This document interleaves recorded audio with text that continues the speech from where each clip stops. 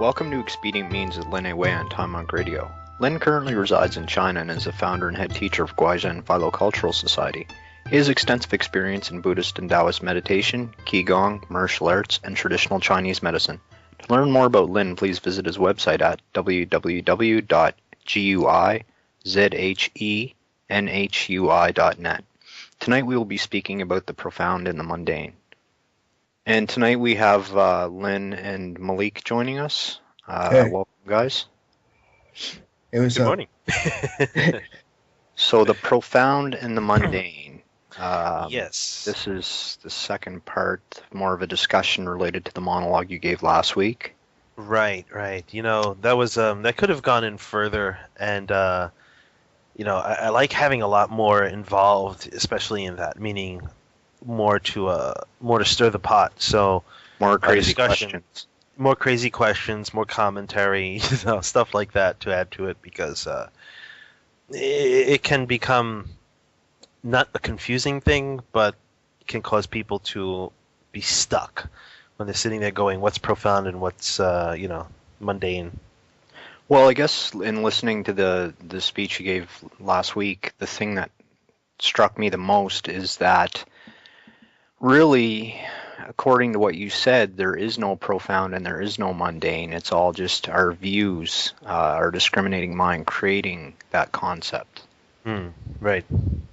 I mean, you know, there's this old saying, at least for when I was a young teen, are you naked under your clothes?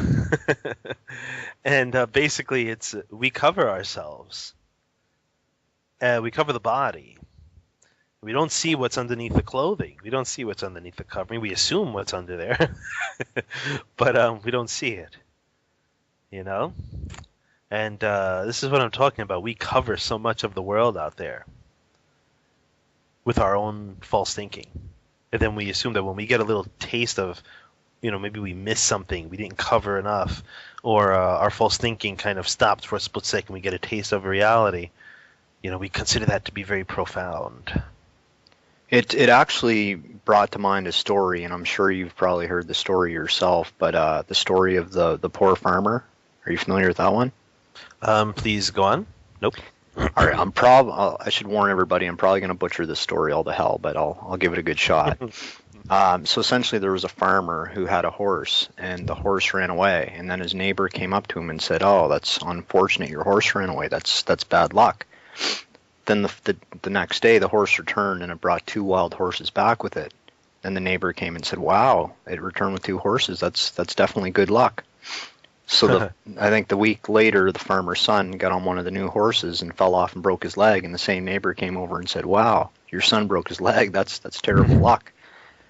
Then the following week, the emperor's generals came by, and they were looking to recruit soldiers in the villages, and they saw that the guy had a broken leg, so they didn't recruit him, and then they said, "Wow, that's great luck." So I guess the moral of the story is, you know, it's these views of what's fortunate or what's unfortunate are all sort of created by our discriminating mind. Right. I think I do remember you mentioning that story before in one of our early recordings. And I remember laughing at it and really liking the story. It's what it is. Things just happen, and we build up the views about it, and we make it special, and we make it not special. You know? That's the thing. But we don't realize that we're making it special and not special. We just think that's how we should handle the world. Things that we don't have every day in our lives, or we don't recognize every day in our lives, the moment we do recognize it, it's something grand and profound. But then after a few days or so, it becomes normal again, or considered to be quote-unquote normal. Excuse me. So one of the criticisms I think people are going to throw at your way of explaining things, or the sort of the Buddhist way, quote unquote, would be that if nothing's profound and nothing's mundane, then do you just have a bland worldview where, you know, nothing really matters, nothing tastes good, nothing tastes bad, everything is just meh. It just is. But that look, or that outlook, is still the discriminating mind. You know? For example, if you have everlasting life, then there's no death. then if there's no death, then there's no suffering that comes with the transition that one goes through with death. So then that would be happiness. But then there's nothing that says what is happiness. There's just the absence of the relative result or the relative the thing of happiness, which is what? What's opposite of happiness is unhappiness. But really, without the profound and the mundane, is there really a blandness? No. Is there really a grandness? No.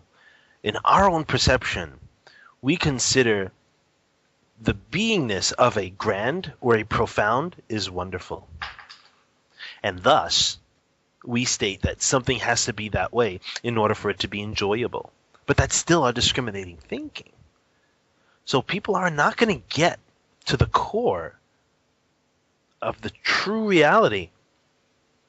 I'm just going to quote unquote true reality. I'm only saying it as a means to point our focus, just for the sake of this conversation. People aren't going to get that unless they throw out their discriminating mind. Okay. Yeah, I'm just trying to chew on the fat here. Yeah, it's more. Yeah. Go ahead, Malik. What do you think, Malik? Crap. You guys made me forget. But, we're not we don't censor words here. You can say all the crap you want. Yeah, what was I going to say? Oh, shit. Man. Yeah, it's more like it's hard to explain in words. Because the words just won't even, express it because, I don't know, words are just, just another way to use the discriminating mind. Mm-hmm. Now, you can describe things, and people tend to say you can't describe the overall true suchness or the great, way or Tao. You can't describe it in words. If you describe it, it's not the true Tao. But that's not actually the case. Because if you can't describe or utilize language as an expedient to point one in the direction towards the realization of their inherent wisdom or the full-out way, okay, then it's useless. Even the nonsense talk about it is useless. And the whole concept of even trying to get to a point of realization for it is useless.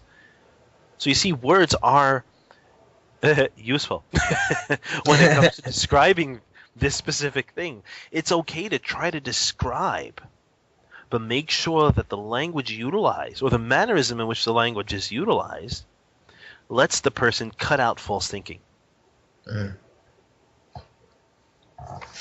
I've got a question from the peanut gallery here. I'm not going to mention any names.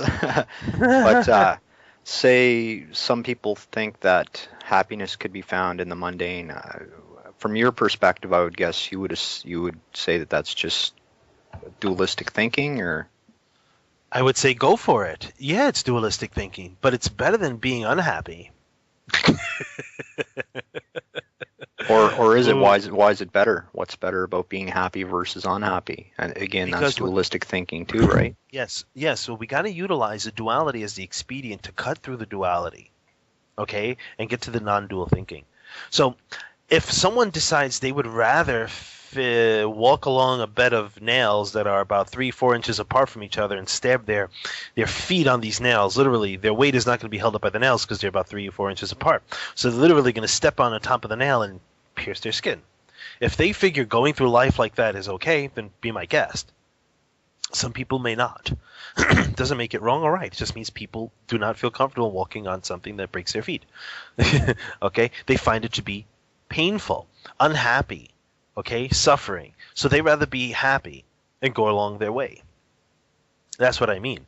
What will not cause you physical anguish or the relative manifestation of pain and suffering. Why would I say it's good? Because you can at least focus on everything else. When you're in pain, your mind is consumed by pain.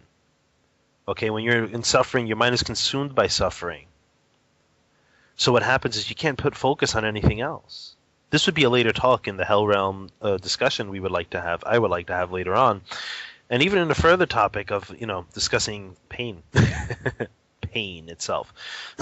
But in terms of why happiness, the quote-unquote happy fluffiness, is better than the non-happy fluffiness is only because if you're a cultivator, you can utilize the calm state so you can focus, straight up focus.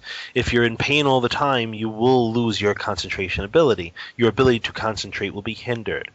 But you may develop strong concentration strength by facing pain. I'm not saying go and chop your arm off and try to deal with it. That's not what I'm talking about. Or burn your finger off. Burn your finger off, right. Don't do that. Unless, that's what you truly believe you really need to do in order to go forward, and that's a step you have to take. Then by all means, that's what you do. I mean, even at some point several years ago, I took incense stick and I made several vows and I burned them into my skin. Did it hurt? Probably.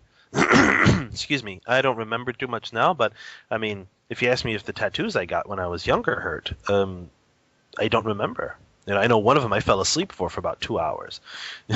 So I don't quite remember the rest of my tattoos. But burning skin does have a relative pain.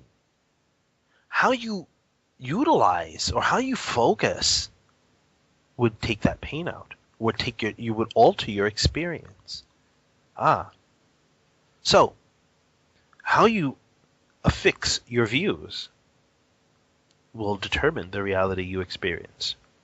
I've got a funny personal story that, well, I'll just tell it and you can make of it what you will. Okay. Last week, I think it was last week, it may have been the week before, I went on a trip to a Tai Chi workshop.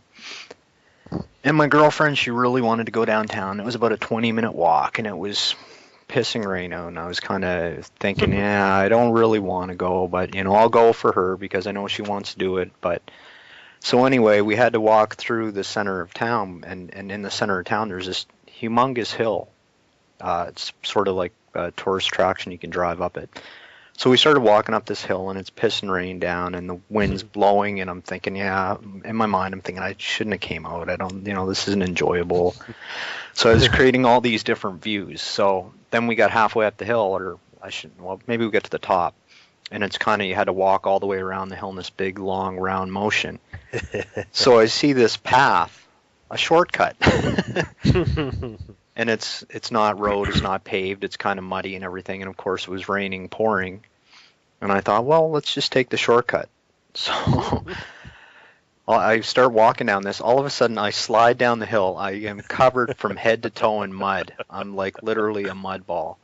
And my first thought when it very first happened was, oh, Jesus. And I was caught myself kind of getting angry. And then I'm thinking, yeah, I knew I shouldn't have went out with her. I didn't want to do this anyway. And now I'm covered in mud. And then I looked at myself and I just thought, I thought of the funny, like how hilarious the situation was. And I just started laughing. And I said, you know what? I'm just going to walk down the street like this, all covered in mud. And I don't care what people think. And we're going to go do our thing. So we went down. We actually we ended up getting stuck in the rain. We went to a cafe. I'd washed off as much of the mud as I could. And, we actually had a good time with it. So it's kind of interesting how I could have taken that and I could have viewed it two different ways. I could have been angry about the situation, or I could have just accepted the situation. So I chose the latter. Anyway, I just thought I was kind of thinking that might kind of fit in with our topic. Definitely. Because things just happen. And then they just happen out of the blue. They happen because of our choices. And our choices just don't happen suddenly. Our choices are influenced over a gradual period of time. They're influenced. How? They're influenced from our past, people we've met, views we developed from the people we've met or the people and relationships we had in our lives since childhood.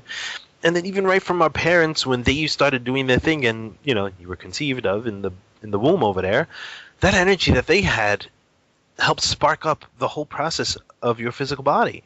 So you have those energetic characteristics of your parents. So you also carry up their cycles of behavior also.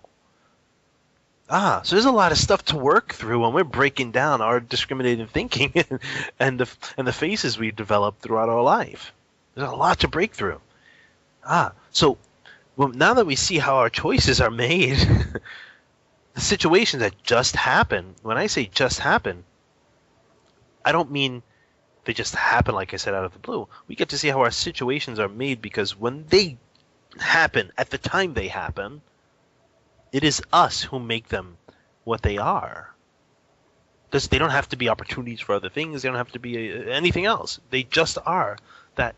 Excuse me. They just are exactly that which is how they manifested.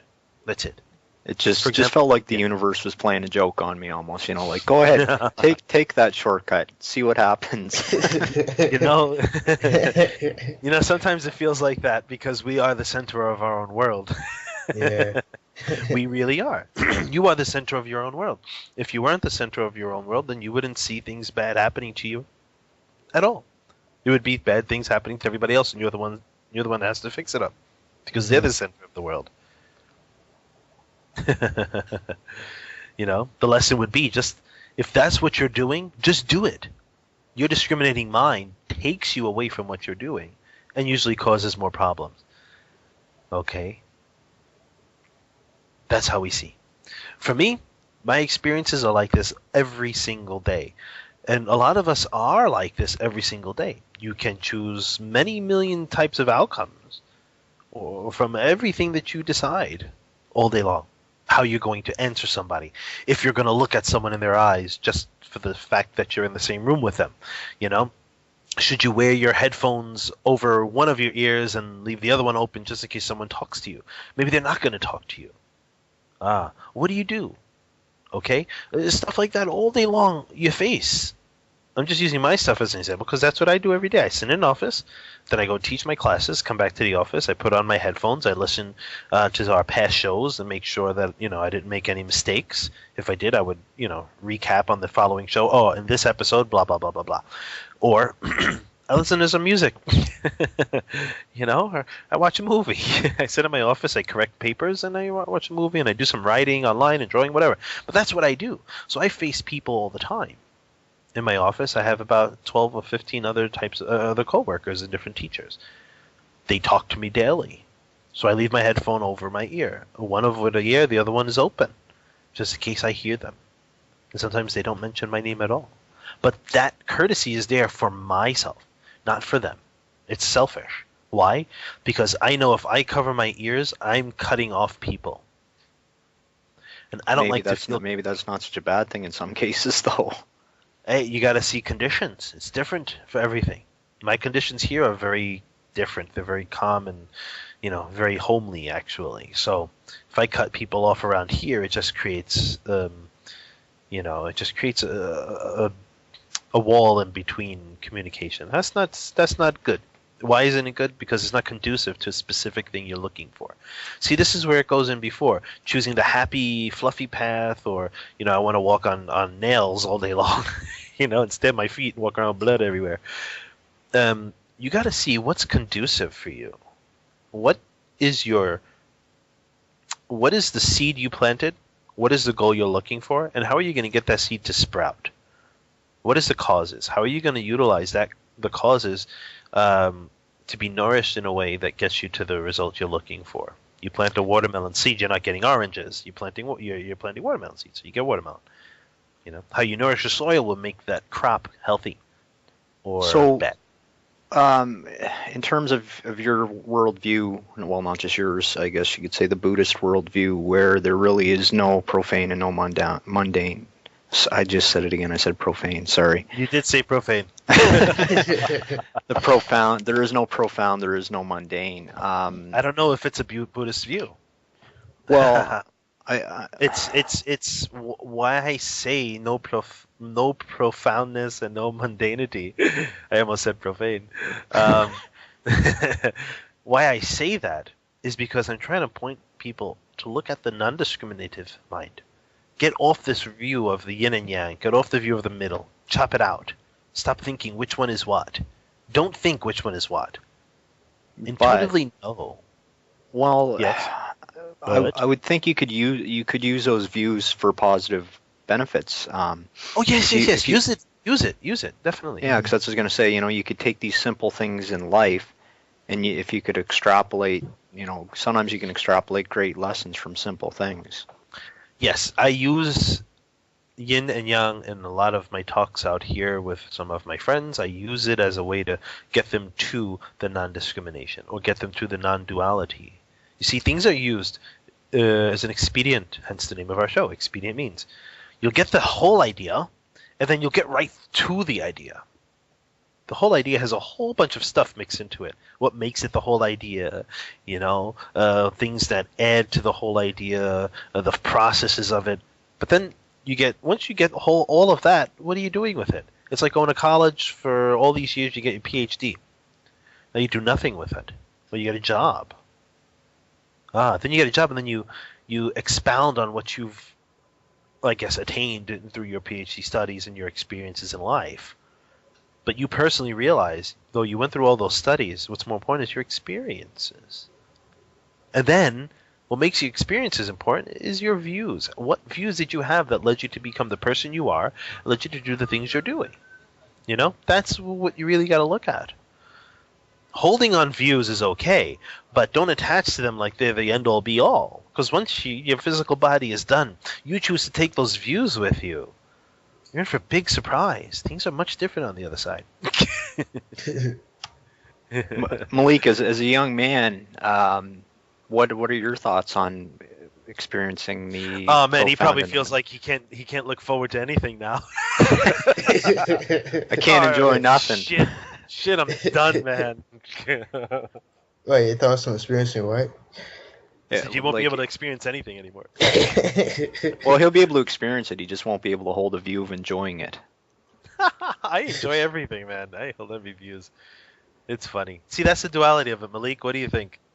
Of what? No. Have you ever had any experiences where you've seen you've had a sort of a profound experience in the mundane world, I guess? Yeah, that's basically like almost every day. Like, I don't know, maybe because I'm usually more like contemplative for what I do. So I'm like, oh yeah, I found out something new in like whatever I did. Like for example, if I like the past couple of months, I had to like do like a project. So I had to do like a 10-page essay. I had to spend like a couple months on the project and stuff. I mean, I could consider it mundane, but like I didn't realize like how much work I should put in it. Even though all the headaches put aside and everything, they're tired. How like I got tired and stuff. It's still kind of learned from it. So yeah. So it kind of the mundane kind of turned into profound. You almost said profane, didn't you? Yeah. It's a disease I caused saying this word. But it's good, from your world experience right now at your age and what you're having to face. Most people in your age and having to do the things you're doing would be so bored out of their face and so frustrated with things. On the other hand, you will take a different step and state, well, I'm going to put myself in what I have to do. And then you'll find that there's a whole different world of experience involved in what you have to do. I mean, when I was young, I hated doing reports too, but I loved creative writing, and I loved English class because I could just do whatever type of writing I liked in there. But I hated reading books and then having to write a report about it. I just ended up writing my own stories and then wrote a commentary on it. So I enjoy doing that, even though it wasn't too great. So, but it's good from where you are. Okay, you get to see what people in your age have to face, and you can choose if you want that type of same mental block or the same state of existing the way they do. I had friends my age when I was younger. I had friends my age, and many of them used to make fun of me because of what I did, with all the quote-unquote spiritual stuff and whatever. And I still did it. They did what they did, and I did what they did too. But I did my thing. And I stayed with my thing. So it's good. You turn things around. What is considered mundane is our own view about it. I tell my students that all the time. I said, you sit in class. No one told you going to school was supposed to be fun. Yeah, I told them when they're sitting there trying to hide their yawn in class. I said, no one told you you're supposed to have fun in class. I don't know where you got that idea from. You being bored is right. I told them, be bored. You're supposed to be bored in class. Unless you change your view about what you're doing. Then you will not be bored. It has nothing to do with if I give you something you're interested in. It has everything to do with how you view the stuff you're getting. And if you like staying in the mind, if a person likes staying in the mind state of whatever it is they're in, they probably will not realize how to get out of it. And when they do get shown the method, they will disbelieve it. So that leads right into what the question I was going to ask. How do we change our views? I have no clue. I'm kidding. Come on, just give us a trick.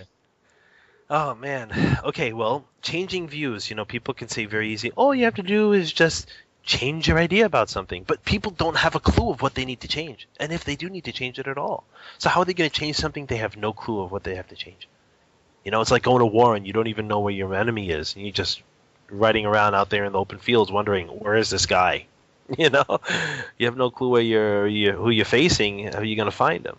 Same thing with these people with all of us who try to change our views and our mannerisms. How do we change it if we have no clue if it's good or bad or if it's right or wrong? Well, very simple. Just look at what you're feeling every single day. What do you experience every day? Don't look at where you go and where you go that gives you a certain feeling. You got to look at what you feel every single day. Not from the moment you wake up to the end of the day. No. You wake up in the morning, you're not really paying attention how much you feel until about a few seconds later. So I can't tell you once you wake up because you can't really tell. But after you've washed your face, brushed your teeth, if you do that, once you've kind of stunned your body and now you're ready for the day, what is your feeling? Once you recognize your feeling, your viewpoint is very clear. Your viewpoint, basically the view you hold, is very clear. Your frustration, your accepting of things in the world, your anger, your busyness, all these things. That is very apparent, but we rarely stop to read that. We rarely stop to think, what is this going on? So the method is just simply mindfulness. Exactly. And if you don't like how you feel, then do the opposite. Yeah, and if you like how that feels, do the other opposite of it. Well, like is in my example was sliding down the hill. At first, I kind of got angry, and I thought of all the reasons why it shouldn't have happened, and the reasons why I could have been upset about it. And then after I let go of that, realized that was in my mind. I was holding on to it, and then I let go of it. I could just laugh and enjoy the situation and the humor in it, right? Yeah. Very much so. Yeah, what if your emotional mind, it still takes over you? Because since I'm a student myself, and I'm in a class, if I get bored, it's kind of hard to just change it. Even if I'm mindful of it, the boredom still takes over my mind. It's a habit, yeah.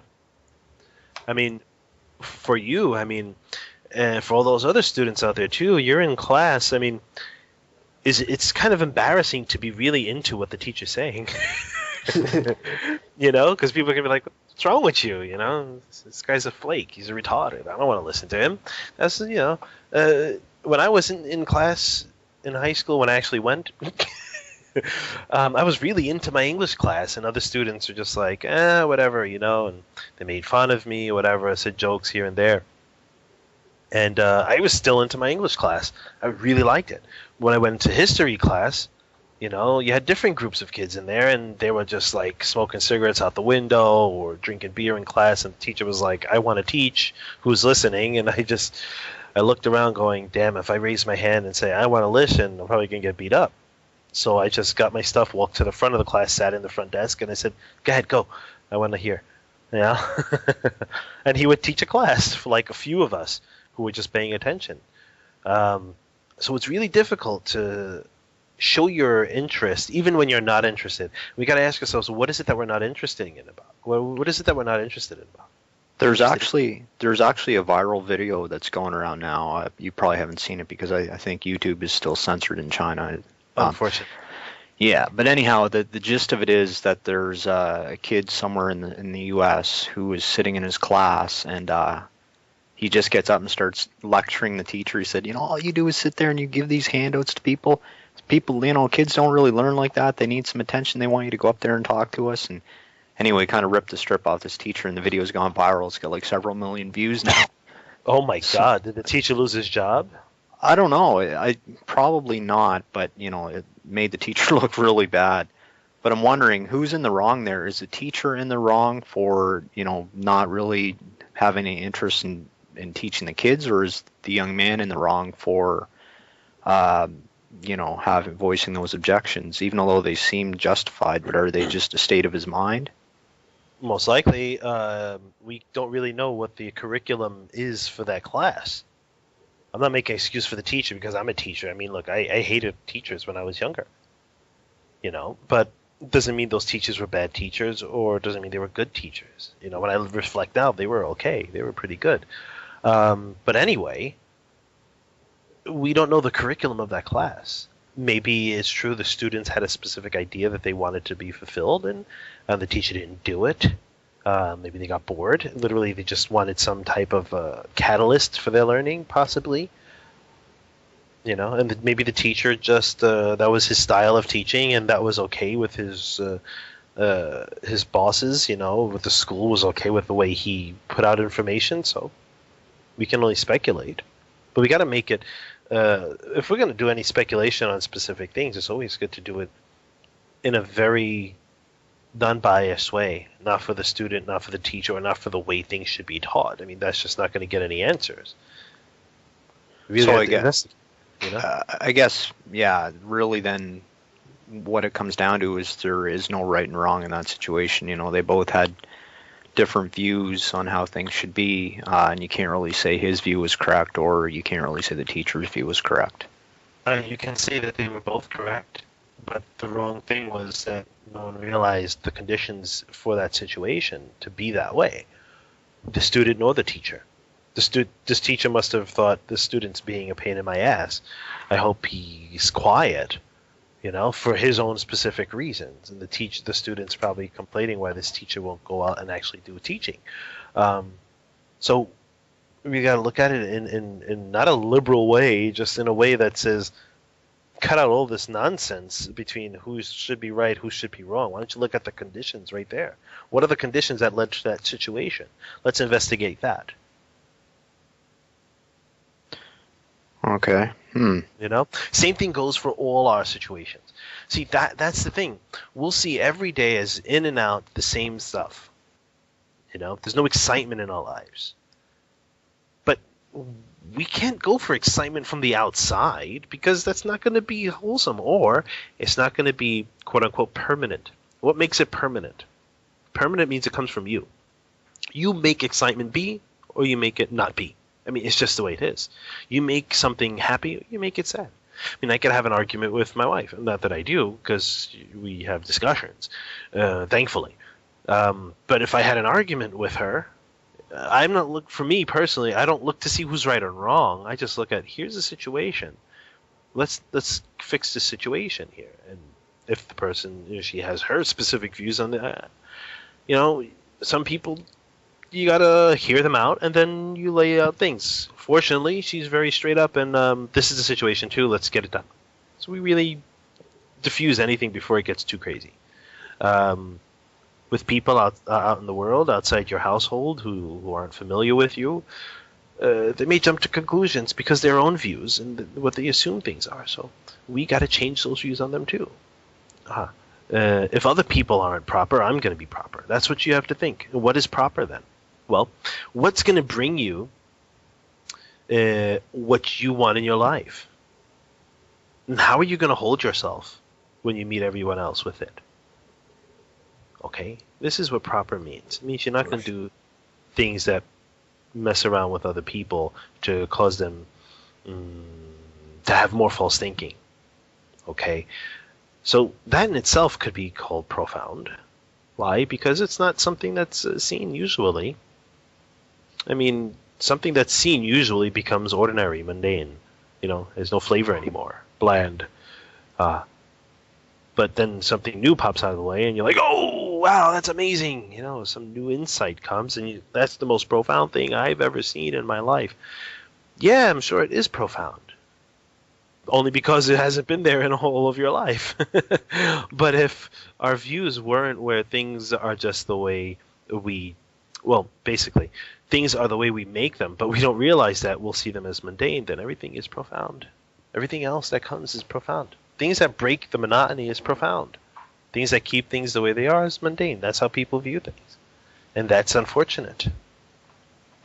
I know some of the Buddhist masters can take the most mundane things like pouring a cup of tea. I know we discussed this previously, and to them it becomes totally profound. And what's the trick? Is it just a trick of the mind that does that for them, or is it just raised awareness? No, it's just that at that time, the mannerism of pouring that tea woke them up. It was profound because it broke them out of the state they were in. That's all. How?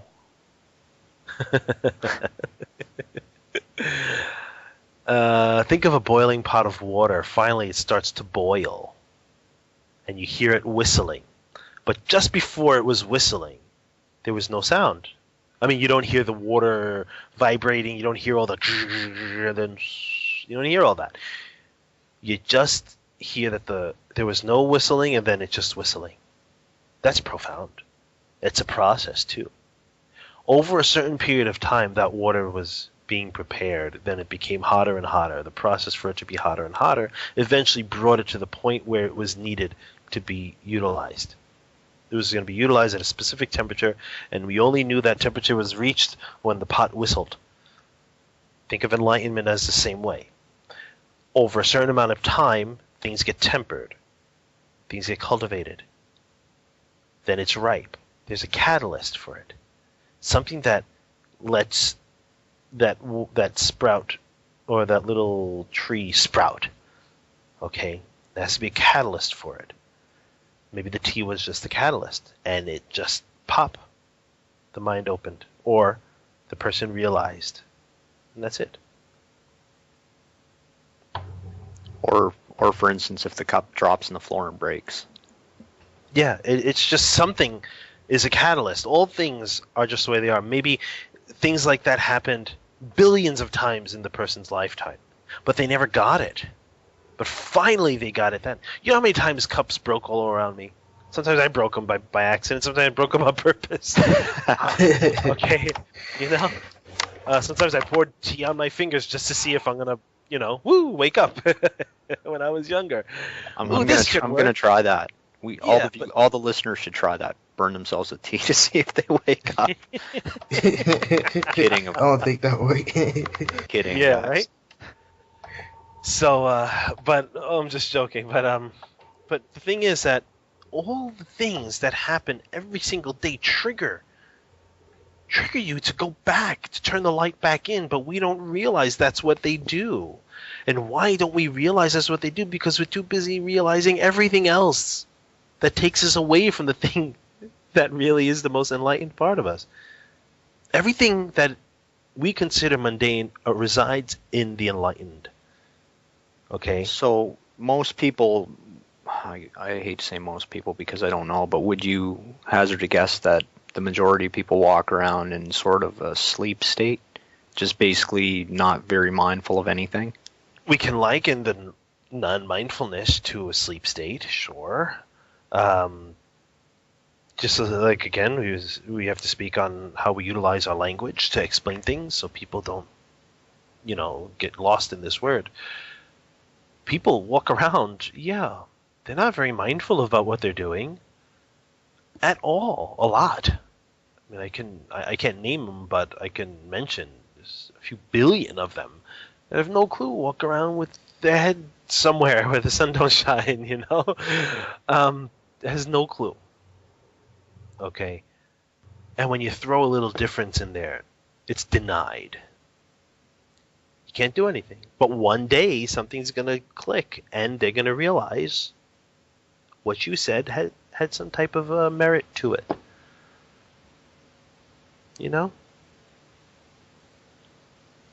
It's just what happens. See, all these things we hear of Zen masters breaking away out of the mundane and opening up to the profound, with the cups breaking, tea spilling, pouring water, pouring tea, pounding rice, carrying water buckets, chopping a finger off, burning themselves, all these fun things.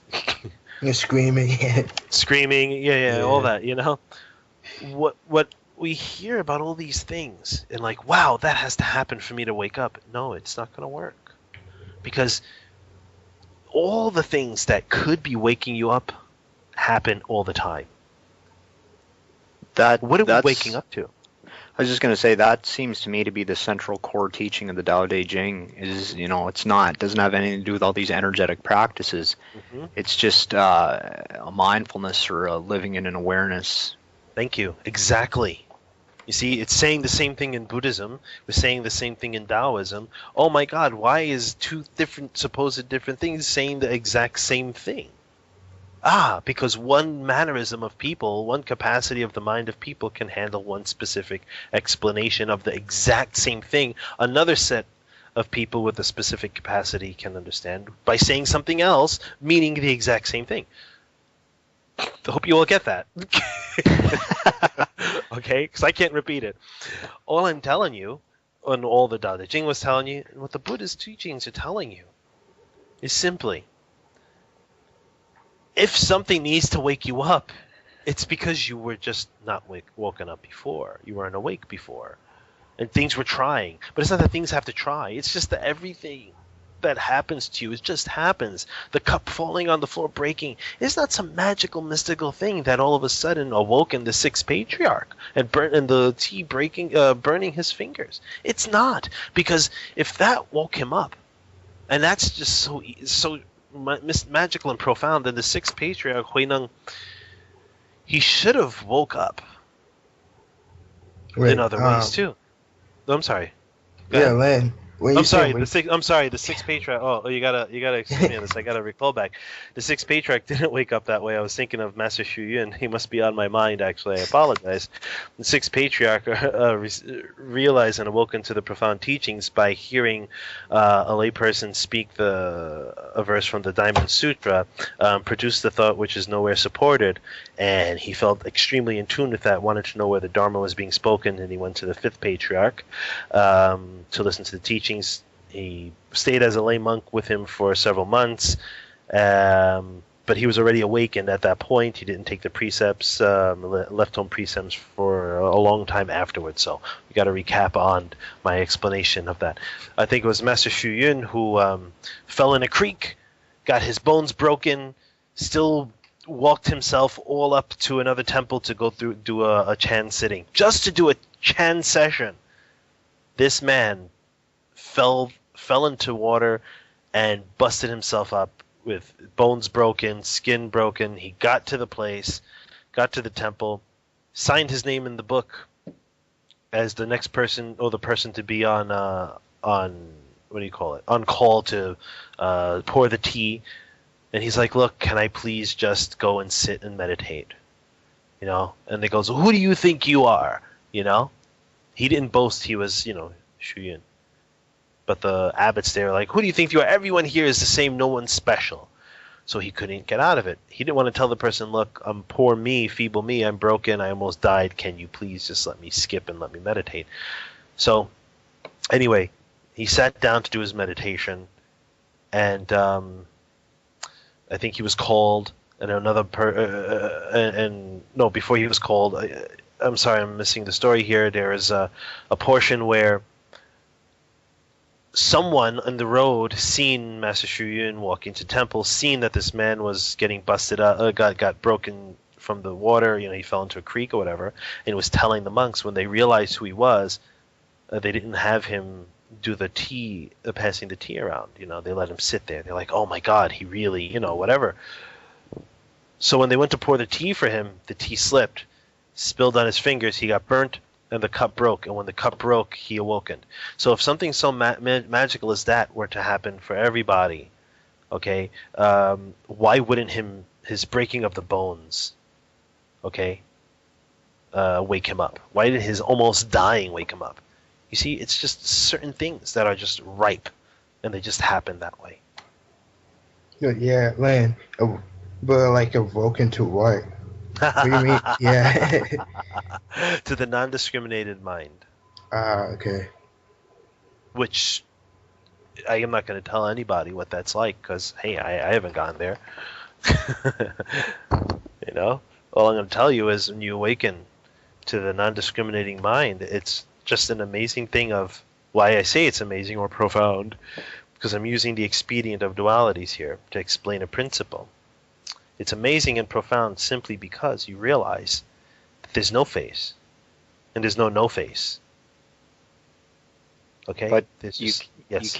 you can't carry that state around all the time. I wouldn't think. Who said it's a state, like a magical vibrational state we get from practicing qigong, or some bliss state that happens, because of your sitting meditation or something else we're doing? Maybe it's a no state then, or non-state.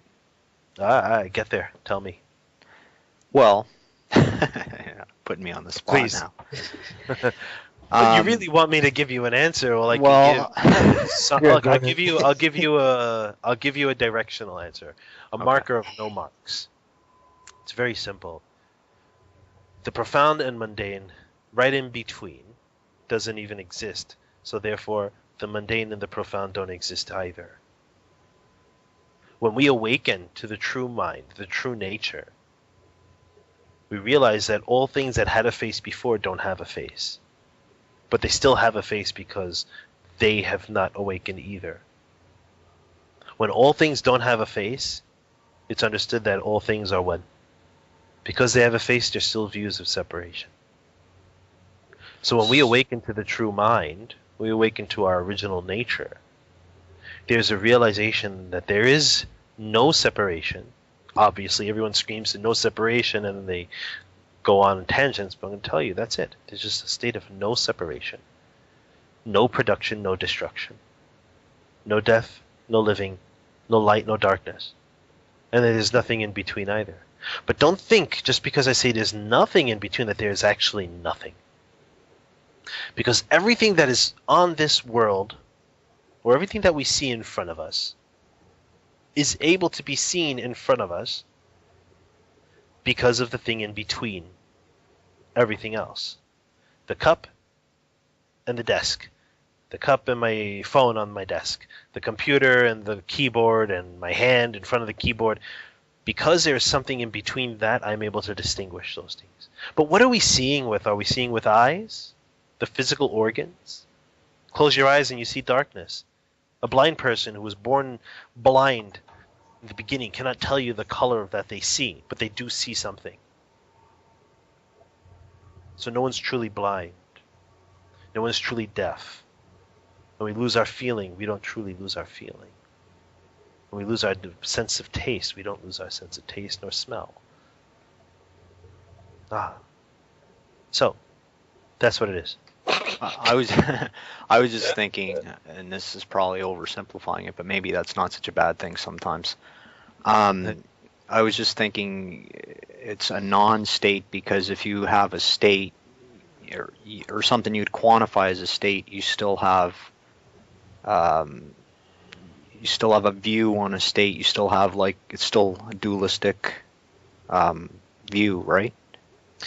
You can utilize the dualistic views just to keep yourself going with specific functions and processes. It's okay. Just don't attach to them.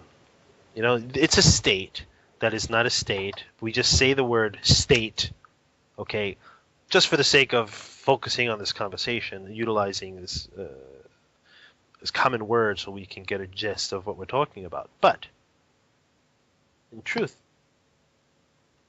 it's always here. It's only a state because of the false thinking we have in our mind. We can't hear it. We can't see it readily because everything else is blocking ourselves. I think a lot of people, when they try to grasp onto this concept that it's really nothing, or it's everything and nothing, the ego doesn't like that word of nothing, because if there's nothing, then what's that say for the ego? What's that say for me? Right. And then everyone's going, well, if there's nothing, it's going to be boring, or, what's the use and all this stuff. That's just more nonsense talk. Even the discussion of thinking that there is just nothing, you've got to understand the words are just to be focused as a way to continue the conversation.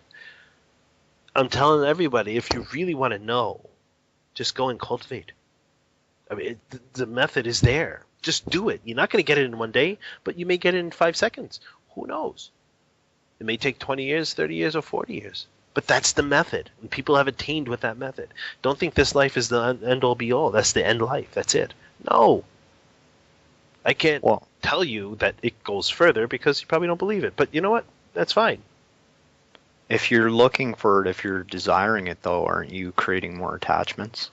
The desire is okay in cultivation. It's utilized as a fire to allow you to continue cultivating. Your desire is to become a Buddha. Your desire is to become an immortal. I mean, even though immortals have a lifespan of 10,000 years, if you literally have left the cycle of birth and death, then so be it. So anywho, utilize desires as a catalyst, something to thrust you forward. I want to attain my wisdom. I want to realize my inherent nature. I want to know what that is. And you keep going. No matter how much you think you've gotten it, you just keep going anyway. Because if you keep going, you know there's still more to keep going to. Okay? Basically, that's what it is. Pretty straightforward.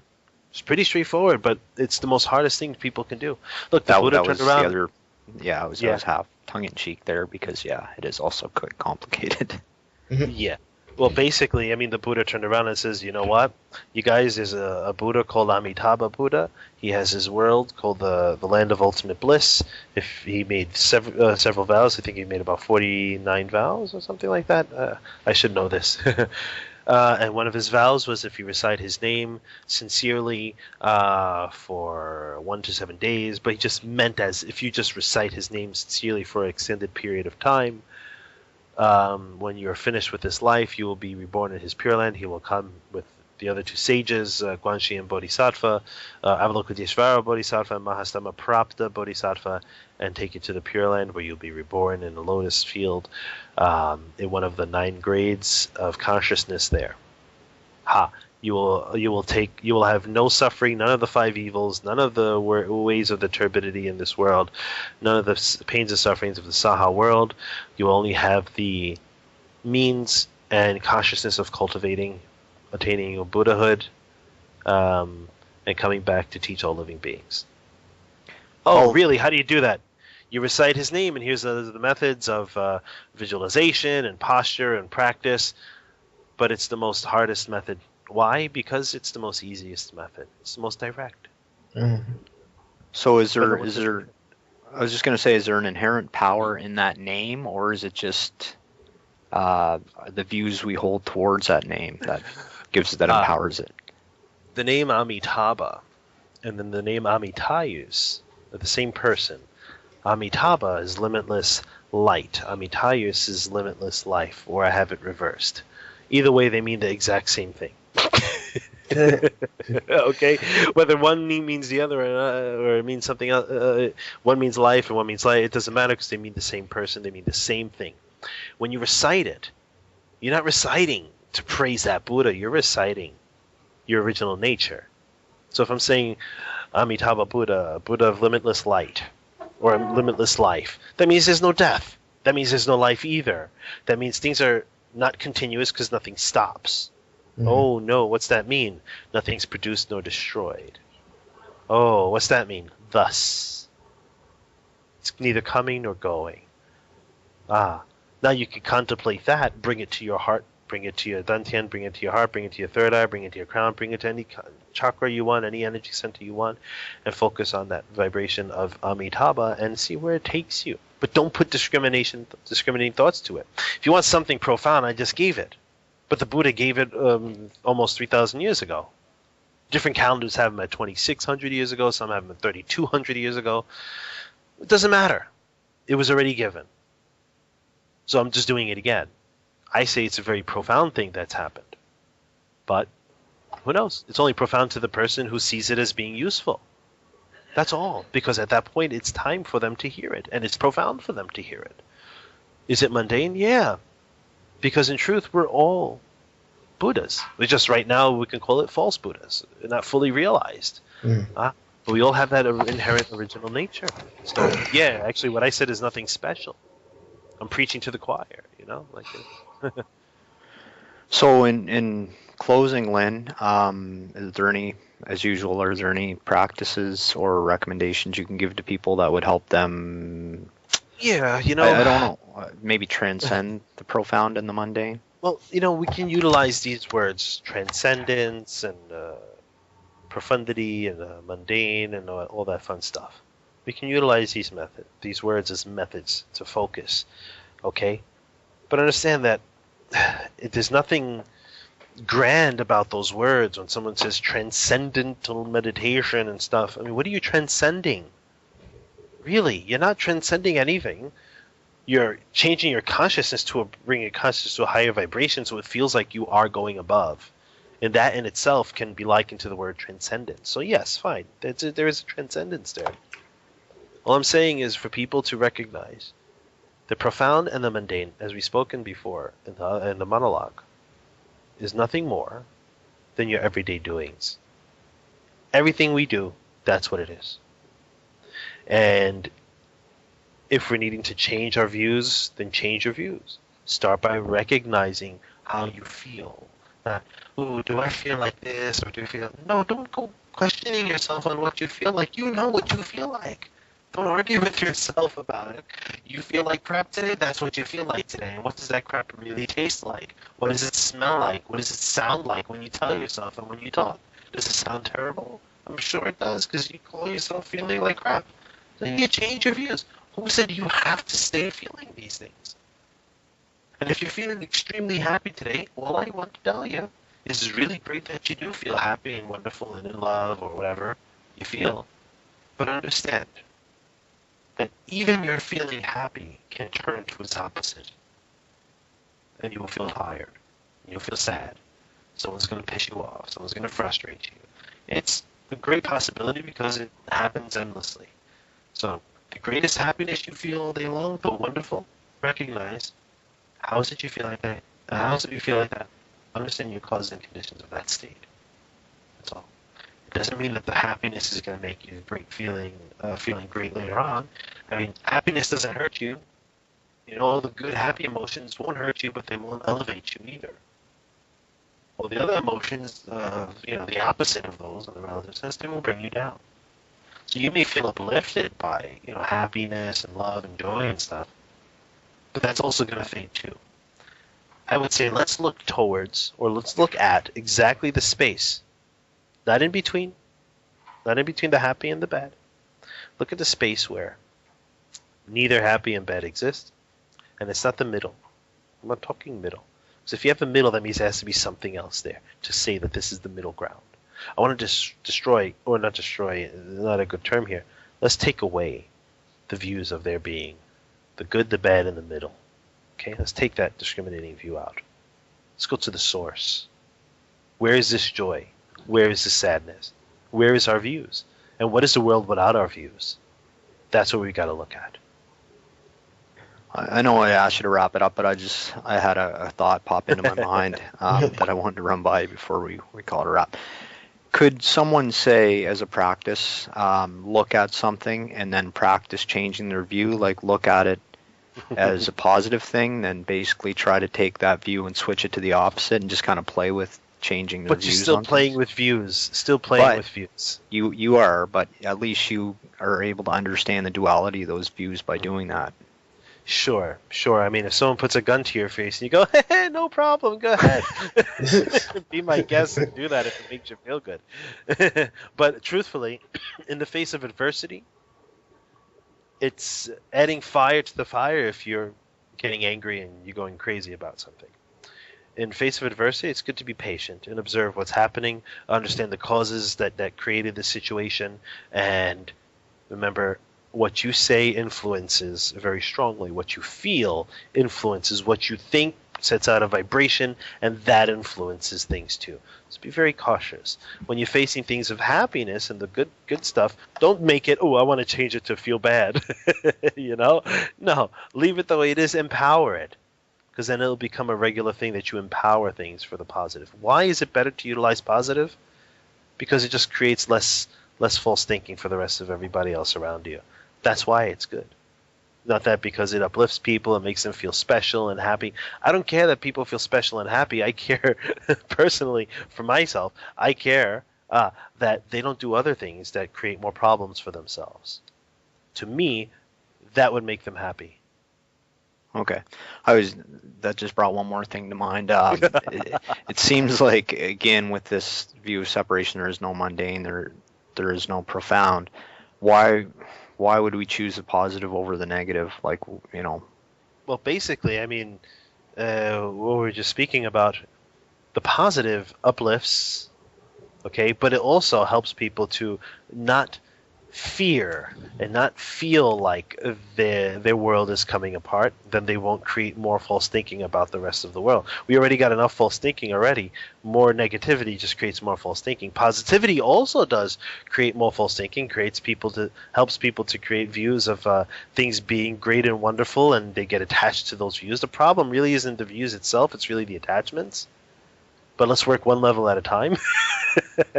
So if I'm empowering fear in people, that's going to create havoc in their lives. If I empower positivity in people, it's going to create some type of stability or some type of calmness and harmony within themselves.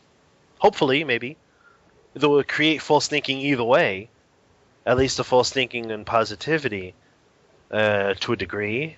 I'm talking very bland positive and negative here. The positivity to a degree would allow them to pass on that optimism to others. Okay, I'll let you off the hook on that one.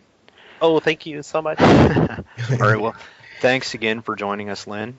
Thank you, Malik. Thanks for coming in on this discussion and throwing in some things in there. All right. Always good to have the younger perspective.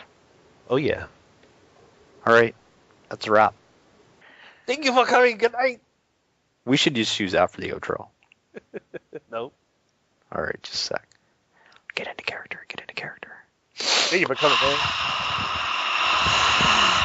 All right, I'm ready. Thank you for listening to Expedient Means of Lin Wei on Time Monk Radio. Please be sure to join us next week as we discuss the Hell Realms. To quote the final chapter of the Tao Te Ching, the sage does not accumulate. The more he assists others, the more he possesses. The more he gives to others, the more he gains. Achoo! Booyah! Oh.